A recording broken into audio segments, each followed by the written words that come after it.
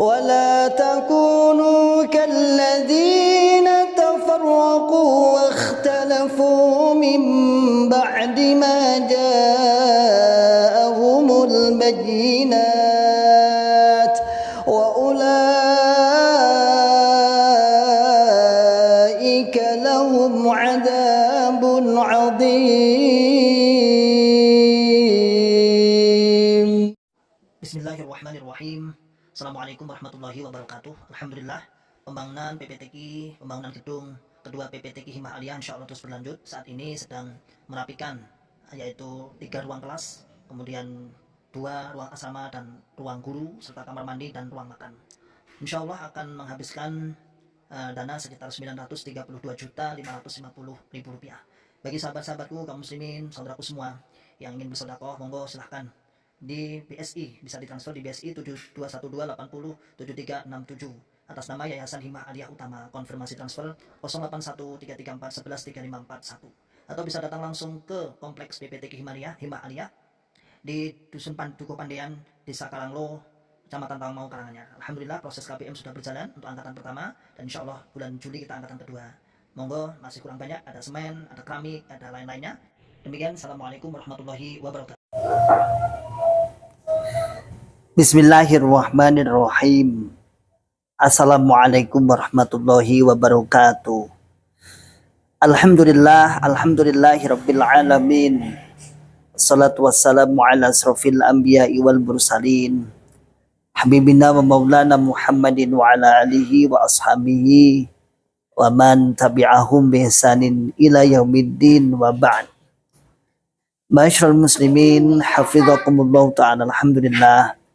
Alhamdulillahirabbil alamin. Kita ucapkan kalimat syukur kepada Allah yang senantiasa selalu memberikan kepada kita semua nikmat hidayatul Islam, nikmat hidayatul iman, nikmat sehatul afiat, aman fi amanillah wa fi barakatillah, nikmat semangat ya'muruna bil ma'ruf wa yanhauna 'anil munkar wa ulaika humul muflihun, membuka akal sehat, membuka akal waras, dan membuka akal selamat kepada saudara tua kita yang ada di dalam Islam Jamaah Cukam 354. Ma'asyiral muslimin, hafizakumullah ta'ala. Pada kesempatan hari ini masih tentang kurban. Memang Islam Jamaah itu kadang-kadang juga mancing-mancing sendiri, lalu ketika kita kritik mereka kepanasan. Udah mancing salah sekalian. Misalnya seperti ini, di kalimat-kalimat itu kan yang muncul banyak. Nanti jamaah kurban banyak, orang-orang yang sakit hati seperti JRK akan kepanasan, akan kelojotan.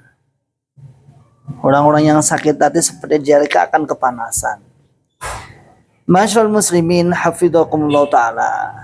Setelah kita belajar tauhid, setelah kita belajar tentang apa arti sebuah ibadah, yang paling penting, kita itu sama sekali tidak pernah merasa terheran-heran dengan apa yang ada dalam Islam Jamaah.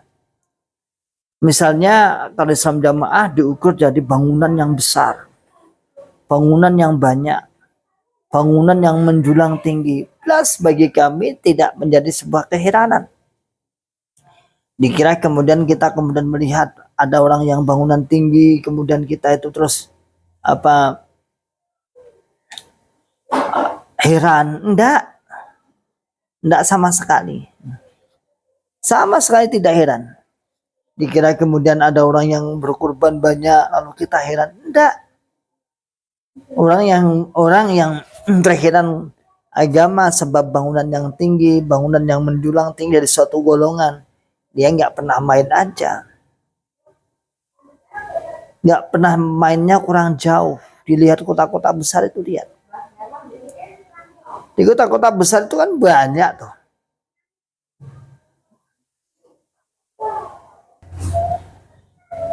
Di kota-kota besar kan banyak gedung-gedung menjulang tinggi, kan banyak. Mereka aja yang kuper. Nah kalau misalnya tingkatnya 10, 15, biasa.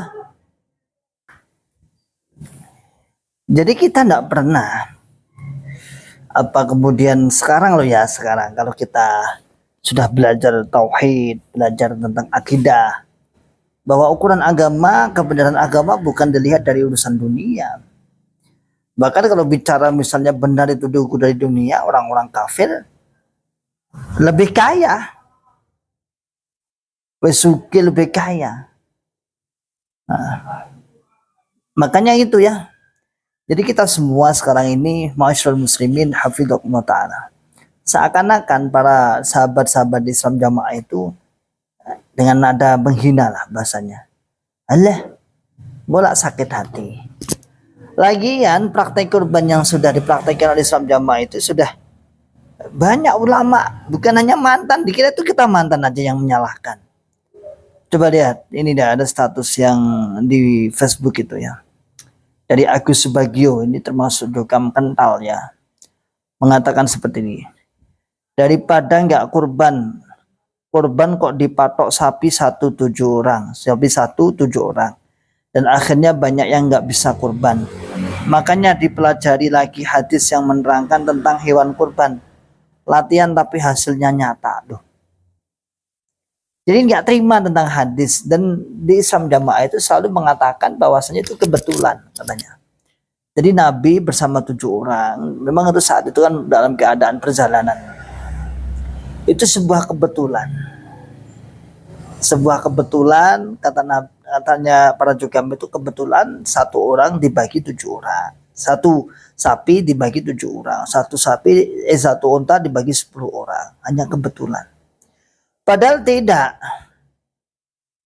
Ya itulah syariat, dan bahkan imam madhab, kalau kita ngaji di kitab madhab tentang madhab tentang masalah udhiyah, fikih tentang masalah penyembelihan kurban. Ya memang aturannya seperti itu. Sementara yang tidak ditentukan, sering saya ulangi termasuk di konten yang sebelum ini. Sementara yang tidak ditentukan oleh syariat, Anda menentukan sendiri. Apa itu infak persenan? Kan aneh. Kalau infak persenan ditentukan, tidak ada ketentuan, ditentukan sendiri 10%. Sementara kurban yang ditentukan tidak mau. Nah, malah kata-kata lagian hadis yang menjelaskan tentang Nabi berkorban 1 kambing untuk umatnya, itu pahalanya diperuntukkan untuk seluruh umatnya yang tidak bisa berkorban. Memang ada di situ, tapi itu bukan kemudian kambingnya urunan dari semua umatnya, kan tidak. Nah kalau seperti itu ya mendingan sudah 1 kelompok gitu aja ya, atau ya. Dan pembagian yang paling nggak fair kan pembagiannya. Coba lihat pembagiannya nanti persis seperti orang membeli daging, persis, tidak jauh beda. Maka masyaallah muslimin hafidhakumullah ta'ala, ayo ya, ayo buka akal sehat, buka akal waras, buka akal selamat. Anda itu sudah ditipu. Jelas-jelas syariat mengatur, malah menolak. Sementara syariat yang tidak ada aturannya, tidak menentukan, malah Anda tentukan. Infak persenan 10%, 7,5%, 5%, 2,5%. Nah, itu siapa yang mengatur? Itu kan imam. Gak ada syariatnya itu. Sementara kurban seikhlasnya, sesukanya. Nah kalau di logika akal sehat, akal waras, daripada membayar tiap bulan berapa persen itu, mendingan dikumpulkan sudah tercapai 10%. Mendingan dikumpulkan sudah mencapai 1 kambing atau 1 bagian dari sapi selama 1 tahun. Satu sisi Anda mencari keabsahan infak, tapi sisi lain Anda meninggalkan keabsahan hewan kurban atau penyembelihan kurban. Ayo, aneh tak? Satu sisi Anda sangat-sangat mencari keabsahan dan sahnya agar infaknya sah. Tapi sisi lain Anda meninggalkan keabsahan hewan kurban. Seperti Pak Agus Bagio, ini hanya mewakili tadi, hanya mewakili saja. Ribuan, ratusan bahkan ribuan orang jamaah yang masih pendapatnya seperti ini.